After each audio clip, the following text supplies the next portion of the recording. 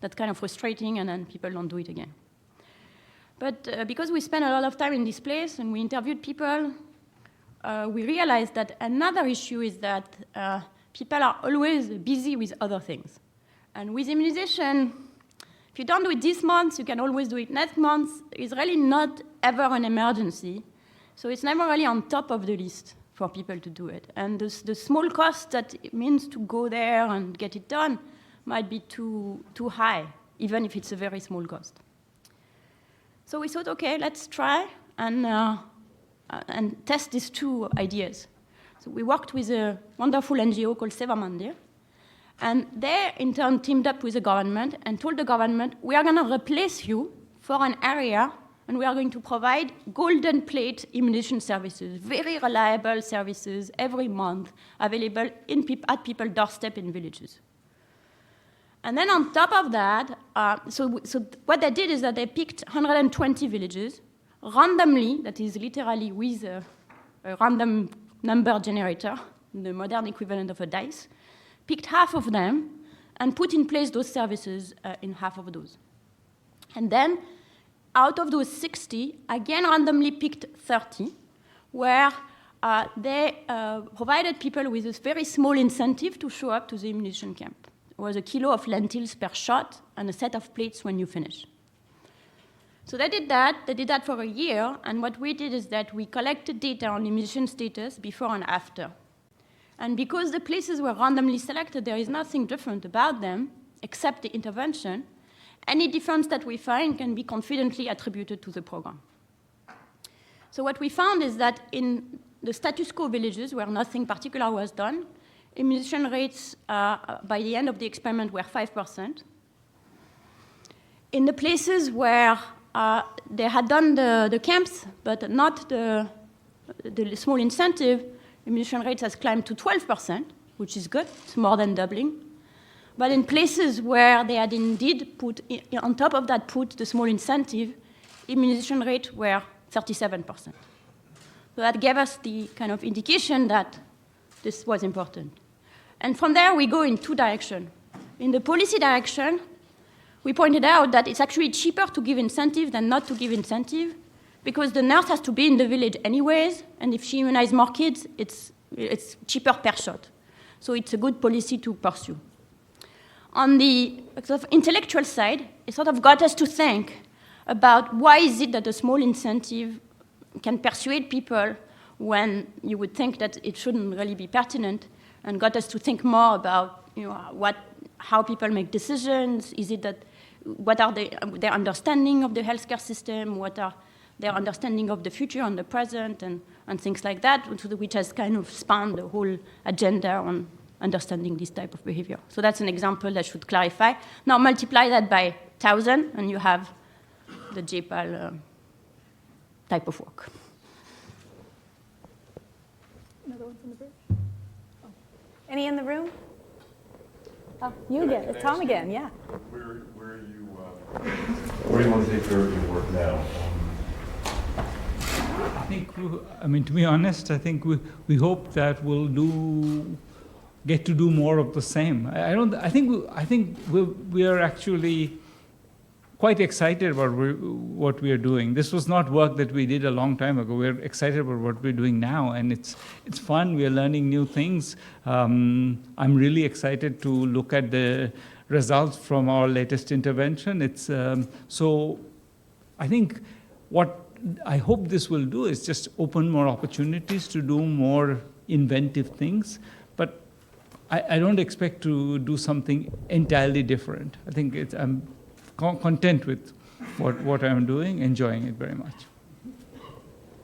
I think maybe one thing that we have started to do, not just us, but Ben over here and various people in the network as well, is working with governments and working at scale with governments to help them evaluate both new approaches but also better ways to do things that they want to do anyways. So this is a larger project. For example, I gave you the example of the immunization project, which was in 120 villages. We are currently analyzing an immunization project in the state of Haryana that has 2,000 villages, and where the results that we are finding will lead to statewide scale-up of whatever works the best. So that's kind of one place in which we are taking it, which is working directly with government on large scales. And the other place, and I think that's really, again, not just us, but the entire network, is we are constantly blown away, literally, by how imaginative people have become in terms of how they can design projects which not only help us see what works and what doesn't work, but help us understand much better how people behave, or how government behave, or how politicians behave, with wonderful imaginative designs. And we want to do, our best to be part of that to the extent we can, or support it to the extent we can. So this question comes from Julia Hood of Business Insider, for you, Professor Duflo. She asks, you are the second woman to receive the Nobel Prize in Economics. What is your hope for the profession in terms of inclusion? So there are not enough women in the economic profession at all levels. There are not enough undergraduates who choose to take economics. There are not enough graduate students who continue. There are not enough assistant professors. There are not enough tenured faculty. So the reasons why there are so few women who get the Nobel Prize or other prizes is not because the people who give prizes are discriminated against women. It's because the entire funnel is just not big enough. And that's not true just for women, I should say. It's true also for minorities. There are not enough African American in the economic profession by any stretch of imagination. In fact, it makes women look positively numerous. And that has to change. But I think the reason it's the case is because it's two. Maybe I'm wrong but that's my understanding of the reasons. One is the climate is a little bit tough and aggressive, and it doesn't work for everybody. And in particular, it's less likely to work for women than for others. This is something that the profession is starting to reckon with, and that's wonderful. And I think we'll get to the bottom of that. It will take some time, but I think people are much more aware that it is an issue. I was not aware it was an issue myself because I don't mind aggressive, it doesn't trouble me. But it troubles a lot of other people, and that's unfortunate, and it should not be. There's no reason to be aggressive anyways. The second reason, I think, is because I think many women do not think that economics is all that interesting. Because the vision that economics is it's something, maybe having to do with finance or big macro policy or whatnot. And it has very little to do with the problem that I care about, many women care about. And the truth is that's not true. That, in fact, a lot of economics is about the type of work we do, obviously, but the similar work in public finance, in labor economics, etc., on the US, on issues that are important, education, health.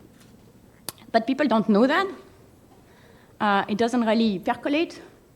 And we should also remember that there are not very Nobel Prizes that has gone to people who mainly work on social problems.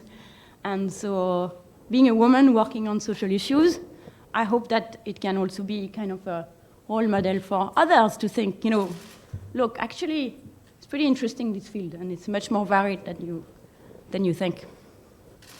I just want to add, I want to one piece of, just take pride in one thing, which is that in our specific little corner of economics, the field of development economics has many more women than almost any other part of economics. And for example, we have a seminar series that Harvard and MIT jointly run. This semester, it turns out that I rashly said that all those speakers are women. And this was not because of any design. It was simply because these were the best people, and they were invited to come give talks. Turned out I was slightly wrong. There were actually 2 men.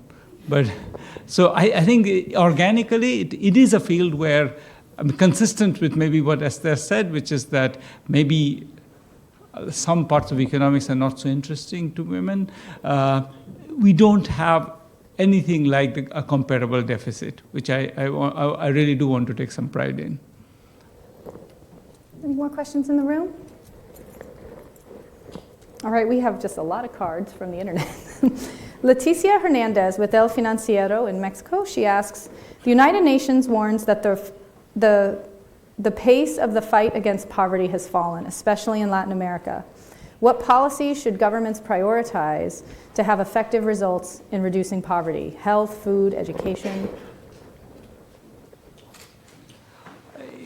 In some ways, I think one of the ways in which we distinguish ourselves is by not answering those questions. I think we'd like to answer these questions after we do the homework. Having one answer for all of Latin America based on never having really studied Latin America, that would be irresponsible. I don't think, I think that would be bad advertisement for our particular style of work. So that's to say, I won't answer it. Okay, so we have another one, which maybe will be a will not answer, but we'll ask. So NW18 Bengali News asks, what is your opinion on the state of the economy in India? What's in store for the future? And they ask if you could answer in Bengali. He has an opinion about it. Yeah. That's a statement not about what will work in the future, but about what's going on now. That I'm entitled to have an opinion about, I feel. The economy is doing very badly, in my view. One of the numbers that just came out is the National Sample Survey, which comes out every 1.5 years or so, and it gives you the average consumption in urban and rural areas in India.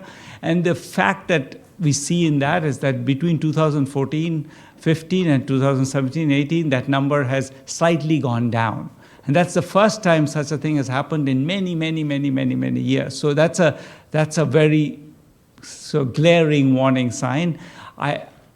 There's enormous fight going on in India about which data is right, and the government has a particular view of all data that's inconvenient to it is wrong.